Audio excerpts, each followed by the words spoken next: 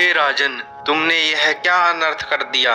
मैं इस जंगल को बचाने के लिए घोर तपस्या कर रहा हूँ और तुमने इस हिरण को बिना अपराध मार डाला। तपस्वी शिकार करना मेरे जैसे सर्वश्रेष्ठ राजा की पहचान है। वैसे भी मैं हर रोज इस जंगल में आकर शिकार करता हूँ। शिकार करना मेरा परम उद्देश्य है। हे घमंडी राजा, तुमने मेरी आंखों के सामने एक बेबस जीव की हत्या की है। जहाँ मैं तुझे श्राप देता हूँ, एक दिन तुम्हारा पूरा परिवार शिकार हो जाएगा और तुम अपने राजमहल में अकेले पड़ जाओगे और तब तुम्हें पता चलेगा जीवन का मूल्य क्या होता है। ऐसा कुछ नहीं होगा। मेरे पास इस पूरे राज्य की ताकत है। मैं मौत को भी अपनी मोहताज बना सकता हूँ। आप जैसे पाखंडी तपस्वी लोगों को श्राप देकर भयभीत कर सकते हैं, इस शमशेर सिंह को नहीं। देखना, एक दिन यह घमंड तुम्हें ले डूबेगा। शिवगिरी राज्य एक बहुत बड़ा और सुंदर राज्य था। वहाँ राजा शमशेर सिंह राजपाट की भाग दौड़ संभाला करते थे। शमशेर सिंह को अपनी ताकत पर काफी ज्यादा घमंड था, क्योंकि उनके पास प्रजा की शक्तियाँ और सैन्य बल था। राजा की बहुत ही खूबसूरत रानी थी, जिसका पुत्र राजकुमार उदय था। एक दिन राजकुमार उदय शाही बाग में ताजी ताजी हवा का आनंद ले रहे थे। तभी वहाँ पर राजा शमशेर सिंह आ जाते हैं। राजकुमार उदय, हम चाहते हैं कि आप भी हमारी तरह जंगल में शिकार खेल के आओ। हम भी तो देखें आप कितने बहादुर हो। पिताजी, मैं अकेला जंगल में शिकार करने नहीं जाऊंगा। ठीक है, आप हमारे पड़ोसी राज्य के मित्र के पुत्र विक्रम को अपने साथ ले जाइए। उन्हें भी शिकार खेलने का बड़ा शौक है। ठीक है, जैसी आपकी आज्ञा पिताजी। अब राजकुमार अपने पिता की आज्ञा लेकर पड़ोसी राज्य के लिए निकल जाते हैं।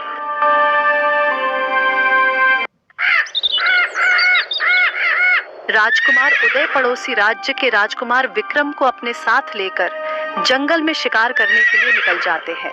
उदय, तुम काफी ज्यादा डरपोक हो। मैं तो शिकार खेलने अकेला जाता हूँ। मेरी तरह बहादुर बनो।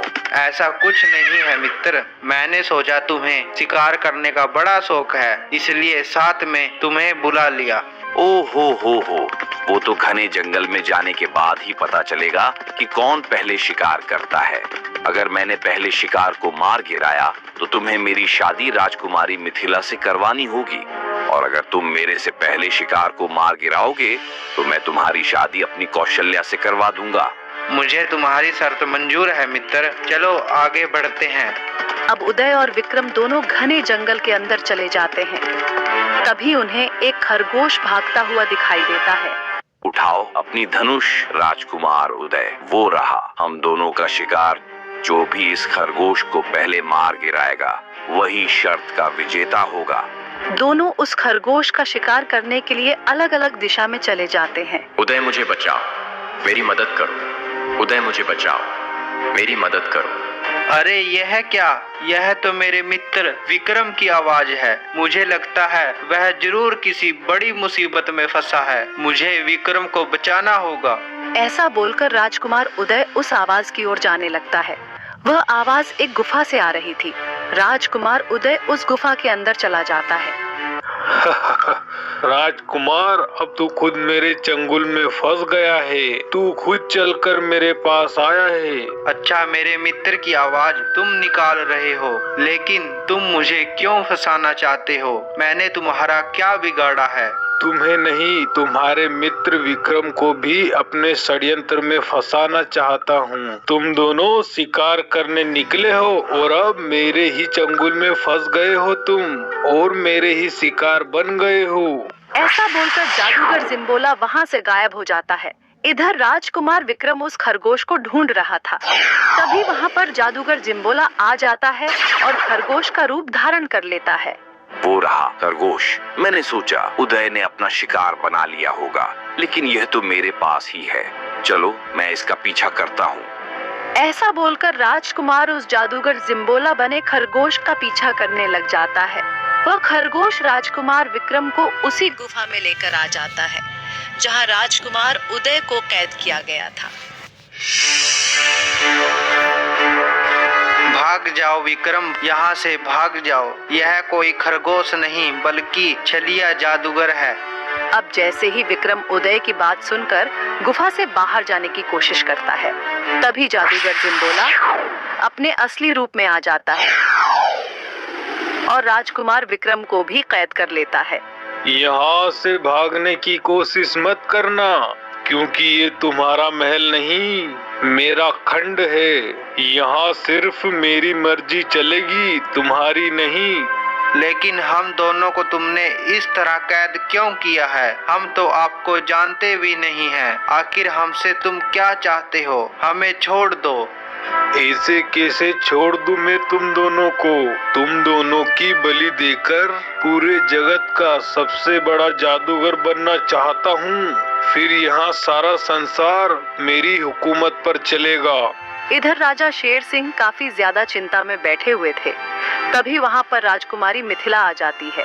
क्या हुआ पिताजी? आज आपके मुख पर यह भय कैसा है? हे पुत्री राजकुमार, उदय शिकार पर गए थे, अभी तक राजमहल लौट कर नहीं आए। मुझे चिंता हो रही है पुत्री। पिताजी, हो सकता है हमारे पड़ोसी राज्य के राजकुमार विक्रम ने उन्हें वहाँ रोक लिया हो।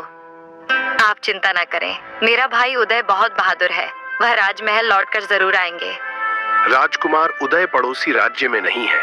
अगर वह पड़ोसी राज्य में होते तो हमारे मित्र अभी तक गुप्तचर भेज दिए होते। मुझे मंत्री वीरभद्र को राजकुमार की खोज में जंगल ही भेजना होगा। राजा जल्दी से मंत्री को अपने पास बुलाते हैं। मंत्री जी, हमें लग रहा है राजकुमार उदय और राजकुमार विक्रम जरूर किसी मुसीबत में फंस गए हैं। आप सैनिकों को अपने साथ ले जाकर दोनों राजकुमारों का पता लगाइए। ठीक है महाराज, जैसी आपकी आज्ञा। ऐसा बोलकर मंत्री कुछ सैनिकों को अपने साथ लेकर जंगल की ओर निकल जाते हैं।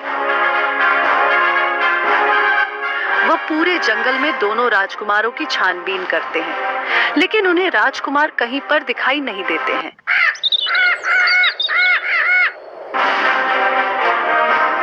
महाराज, हमने पूरा जंगल छान मारा, लेकिन दोनों राजकुमारों का कुछ पता नहीं चला। मुझे लगता है जरूर उनके साथ कोई घटना घटी होगी। मंत्री जी, लगता है अब मुझे ही कुछ करना होगा। अगर दोनों राजकुमारों को कुछ हो गया तो पड़ोसी राज्य के मित्र को क्या जवाब दूंगा? अब जैसे ही रात होती है, राजा शमशेर सिंह को दोनों राजकुमारों की चिंता सताई जा रही थी।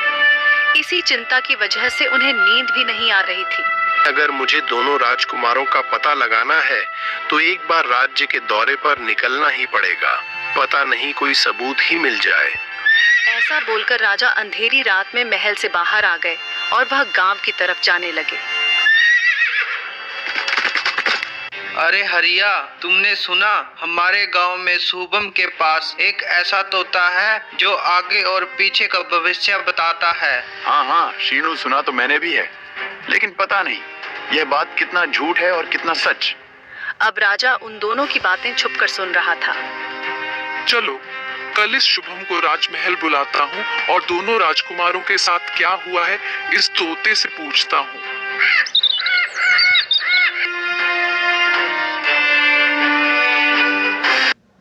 शुभम, हमने गांव वालों से सुना है तुम्हारा पालतू तोता आगे और पीछे क्या होने वाला है, इसकी भविष्यवाणी करता है। जी प्रजापति जी, आपने सही सुना। मेरा तोता भविष्यवाणी करता है और वहाँ आगे और पीछे होने वाली घटना का भी बखान करता है। शुभम, अगर तुम्हारी बात झूठ निकली तो तुम्हें कारावास की सजा भी हो सकती है। पहले ही सोच लो। हाँ महाराज, यह तोता अद्भुत है। यह मेरे पिता की खरी अमानत थी तो मेरे नसीब में आ गई। अब इस तोते से आप कुछ भी पूछ लो, यहाँ तुरंत होने वाली घटना का बखान अपने मुंह से बोलकर करेगा। राजा दोनों राजकुमारों वाली सारी घटना उस तोते को बता देते हैं।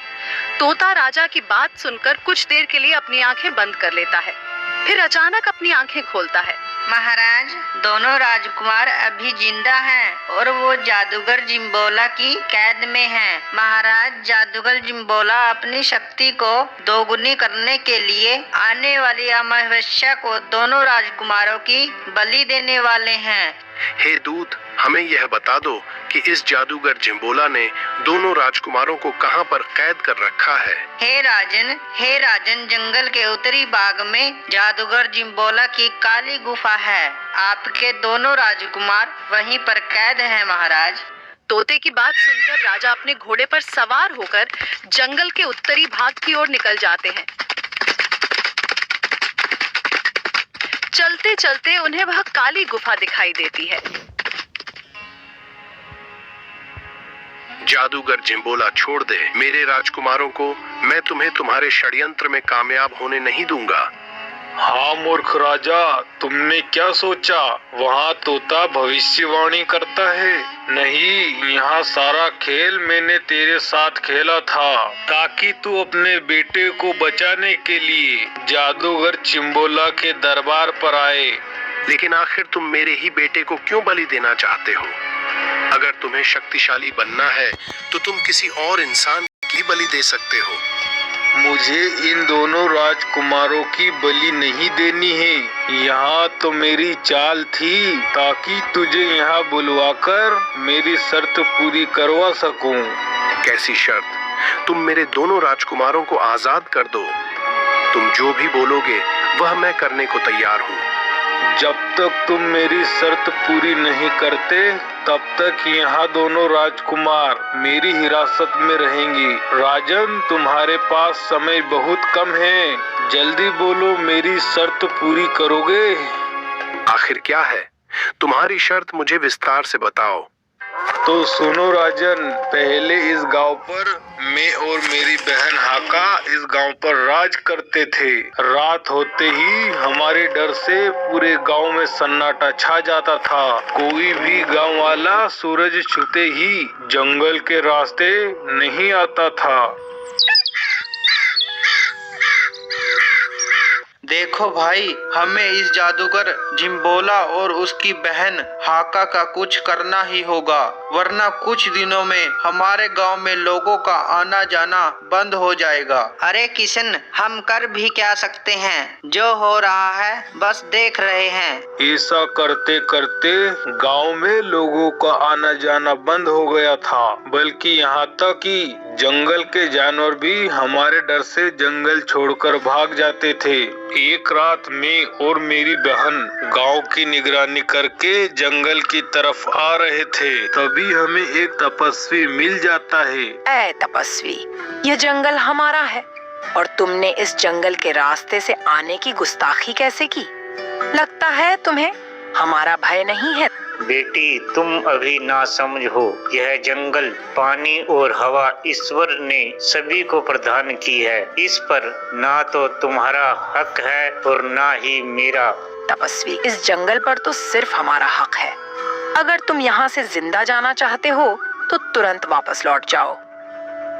नहीं पुत्र, मुझे इस गांव से होकर गुजरना है, इसलिए मैं वापस नहीं लौट सकता। तुम मेरे बच्चे जैसे हो, मुझे जाने दो। तपस्वी जीत करके गांव की तरफ जाने लगा। तभी मेरी बहन ने काली शक्तियों से उस तपस्वी पर वार कर दिया। फिर तपस्वी जी कुछ ज्यादा ही क्रोधित हो गए और उन्होंने अपनी शक्तियों से मेरी बहन को कमंडल में कैद कर लिया। मैं यहाँ सब देखकर काफी ज्यादा डर गया और अपनी बहन को अकेले छोड़कर मैं वहाँ से गायब हो गया। हे राजन, आप ही मेरी बहन को तपस्वी के कमंडल से आजाद करा सकते हो।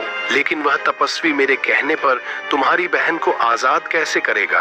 पूरे राज्य की जनता आपका पालन करती है, वहाँ तपस्वी आपकी बात जरूर मानेगा। और हाँ, अगर मेरी बहन आजाद हो गई तो हम हमेशा के लिए इस जंगल को यहाँ से छोड़कर चले जाएंगे। हाँ ठीक है जादूगर जिम्बोला, मैं तुम्हारी बहन को उस तपस्वी के कमंडल से आजाद कराऊंगा।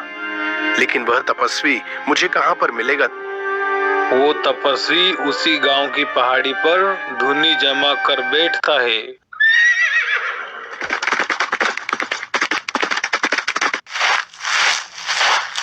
राजन, आप यहाँ पर, आखिर आपको मेरी क्या जरूरत आन पड़ी? तपस्वी जी, मैं जादूगर जिम्बोला की बहन हाका को आजाद कराने आया हूँ। अगर आपने हाका को आजाद नहीं किया तो वह जादूगर जिम्बोला मेरे दोनों राजकुमारों को कभी आजाद नहीं करेगा। ठीक है राजन, मैं इस जादूगरनी को आजाद कर दूंगा, लेकिन मेरी भी 3 शर्त हैं जो आपके सिवा और कोई पूरी नहीं कर सकता। ठीक है तपस्वी, आप अपनी तीनों शर्त बताइए, मैं उन्हें जरूर पूरी करने की कोशिश करूंगा। मेरी पहली शर्त यह है कि आपको रहस्यमयी तालाब का जादुई पानी लाना होगा। अब मेरी दूसरी शर्त यह है कि आपको जादूगर जिम्बोला की जादुई छड़ी उससे छीननी होगी। मेरी तीसरी शर्त और आखिरी शर्त में आपको तभी बताऊंगा जब यह दोनों शर्तें पूरी करके आप मेरे पास वापस लौटोगे। जैसे आपकी आज्ञा। ऐसा बोलकर राजा शमशेर सिंह रहस्यमय तालाब की खोज में निकल जाता है। अब यह रहस्यमय तालाब मुझे कहाँ पर मिलेगा? जंगल भी बहुत बड़ा और घना है। मैं इस जंगल के बारे में कुछ नहीं जानता। राजा ऐसे सोचते हुए जंगल के रास्ते से जा ही रहे होते हैं। तभी उन्हें एक तालाब के पास औरत दिखाई देती है जो एक पानी के भरे मटके के पास बैठी हुई थी। क्या हुआ आपको? आप इस तरह मटके को क्यों घूर रही हैं? महाराज, पता नहीं यह मटका मेरे से उठ नहीं पा रहा है। मैं पिछले कुछ क्षणों से इस मटके को उठाने की कोशिश कर रही हूँ, लेकिन ये टस से मस नहीं हो रहा है। हे देवी, चिंता मत करो, इस मटके को उठाकर मैं तुम्हारे सर पर रख दूंगा। राजा तुरंत उस मटके को उठा लेते हैं और उस औरत के सर पर रख देते हैं। वो औरत मटका लेकर चली जाती है। अरे, यह मटका तो बहुत आसान तरीके से उठ गया, लेकिन यह युवती ऐसा क्यों बोल रही थी कि मटका उससे उठ नहीं रहा है? जरूर इस युवती ने मेरे से झूठ बोला है। मुझे इसका पीछा करना होगा। अब राजा भी उस युवती के पीछे पीछे जाने लगता है। चलते चलते वह युवती एक बहुत बड़ी तालाब के पास आकर गायब हो जाती है। राजा शमशेर सिंह यह सब देखकर अचंभित रह जाते हैं। अरे, यह क्या? इस तालाब के पास आते ही वह युवती गायब हो गई। जरूर यह तालाब कोई मायावी तालाब है। मुझे लगता है तपस्वी की पहली शर्त वाला रहस्यमयी तालाब यही है। मुझे जल्द इसका जादुई जल ले लेना चाहिए। अब राजा जैसे ही उस तालाब का पानी लेने की कोशिश करते हैं, तभी उस तालाब से आवाज आती है। रुक जाओ राजन, जब तक मेरे 3 प्रश्नों का उत्तर मुझे ना मिल जाए तब तक तुम इस जल को छू भी नहीं सकते। अगर तुमने इसे छूने की भी कोशिश की तो तुम उसी जगह पर भस्म हो जाओगे। हाँ, लेकिन आप कौन हो? सामने आओ। तभी अचानक उस तालाब से एक सुंदर मानुष प्रकट होता है। राजन, मेरा नाम जल्लाद है और मैं इस तालाब की निगरानी का काम करता हूँ। तुम मेरे 3 सवालों का जवाब दो और इस जादुई पानी को यहाँ से ले जाओ। ठीक है, मैं तुम्हारे तीनों सवालों का जवाब देने के लिए तैयार हूँ। आप अपने सवाल प्रस्तुत करें। मेरा पहला सवाल, एक सर्वश्रेष्ठ राजा का सबसे बड़ा धर्म क्या है? एक सर्वश्रेष्ठ राजा का सबसे बड़ा धर्म उसकी प्रजा का हित करना होता है। अर्थशास्त्र में राज धर्म के बारे में कहा गया है कि प्रजा के सुख में ही राजा का सुख होता है और प्रजा के हित में ही उसका हित होता है। राजा का अपना स्वार्थ नहीं होता, बल्कि प्रजा का प्रिय ही उसका प्रिय होता है। अद्भुत, वाह। राजन, मेरा दूसरा सवाल, मनुष्य का सबसे बड़ा मित्र और सबसे बड़ा शत्रु कौन है? अब मनुष्य का सबसे बड़ा मित्र और सबसे बड़ा शत्रु उसका मन ही होता है। मन एक ऐसा मित्र है जो सही मार्ग भी दिखा सकता है और सही मार्ग भुला भी सकता है। अति उत्तम राजन, अति उत्तम। मेरा तीसरा सवाल ये है कि एक सिद्ध पुरुष की क्या पहचान होती है? हे जल्लाद, सिद्ध पुरुष वो होते हैं जिनकी कोई इच्छा नहीं होती। परमात्मा की स्मृति योग साधना से ही उन्हें तृप्ति मिलती है। वह जो संकल्प करते हैं वह सिद्ध यथार्थ पूर्ण होता है। उनके बोल जैसे कि वरदान के लिए होते हैं। वाह प्रजापति, वाह। आपने मेरे 3 प्रश्नों के उत्तर बखूबी दिए। आप मेरा जादुई पानी ले जा सकते हैं। राजन, तुम्हारा कल्याण हो। ऐसा बोलकर जल्लाद वहाँ से गायब हो जाता है। अब राजा उस रहस्यमय तालाब का जादुई पानी लेकर वहाँ से चल देता है और सीधे जादूगर जिम्बोला के पास आ पहुँच जाता है। जादूगर जिम्बोला, तुम्हें यह जादुई छड़ी मुझे देनी होगी। यहाँ छड़ी क्या चीज है? प्रजा जनक में अपनी बहन को आजाद कराने के लिए पूरी दुनिया वार दूं। मेरी यहाँ छड़ी ले जा सकते हो। अब राजा जिम्बोला से वह जादुई छड़ी लेकर वहां से चले जाते हैं और सीधे तपस्वी जी के पास आ जाते हैं। तपस्वी जी, मैं रहस्यमयी तालाब का जादुई पानी और जादूगर जिम्बोला की जादुई छड़ी लेकर आपके पास आ गया हूँ। अब आप अपनी तीसरी शर्त का बखान करें ताकि मैं जल्दी से हाका को बंधन से मुक्त करवाकर अपने दोनों राजकुमारों को आजाद करवाऊं। आपने मेरी तीनों शर्तें पूरी कर दी। जिस औरत के सर पर आपने मटका रखा था, औरत शराब के बंधन से बंधी हुई थी और उस शराब का तोड़ सिर्फ आपके पास था। आपने जैसे ही उस औरत के मटके को छुआ, वह शराब से मुक्त हो गई। राजन, मैं जादूगर जिम्बोला की बहन हाका को अपने कमंडल की कैद से आजाद करता हूँ। तपस्वी ऐसा बोलकर मंत्र पढ़ने लगते हैं और कुछ ही देर में हाका को आजाद कर देते हैं। राजा जादूगरनी को रिहा कर वहां से चले जाते हैं और सीधा जादूगर जिम्बोला के पास आ जाते हैं। जादूगर जिम्बोला अपने बहन को देखते ही दोनों राजकुमारों को आजाद कर देते हैं। हे प्रजापालक, मैं यह एहसान आपका जिंदगी भर नहीं भूलूंगी और आज के बाद हम दोनों हमेशा के लिए ये गांव और जंगल छोड़कर चले जाएंगे। मैं आप तीनों से माफी मांगना चाहता हूँ। यह सब षड्यंत्र मैंने अपनी बहन हाका को बचाने के लिए किया था। मुझे माफ कर दो, दोबारा ऐसा नहीं होगा। जादूगर जिम्बोला, हमने तो तुम्हें उसी समय माफ कर दिया जब हमें पता चला कि तुम अपनी बहन के लिए कुछ भी कर सकते हो। मैं तो चाहता हूँ कि हर बहन को तुम्हारे जैसा भाई मिले। अब जादूगर जिम्बोला और उसकी बहन हाका हमेशा के लिए वह जंगल छोड़कर चले जाते हैं। इधर राजा दोनों राजकुमारों को आजाद देखकर काफी ज्यादा खुश थे। राजकुमार उदय, हमें माफ कर दो। हमने ही आपको शिकार के लिए बोला था। अब हम कभी भी आपको शिकार के लिए नहीं कहेंगे। ऐसा बोलकर सभी राजमहल की तरफ रवाना हो जाते हैं। इधर राजा शमशेर सिंह ने अपनी बेटी मिथिला का विवाह राजकुमार विक्रम के साथ करवा दिया था। उधर पड़ोसी राज्य के राजा भानु प्रताप ने भी अपनी राजकुमारी कौशल्या का विवाह राजकुमार उदय से करवा दिया था।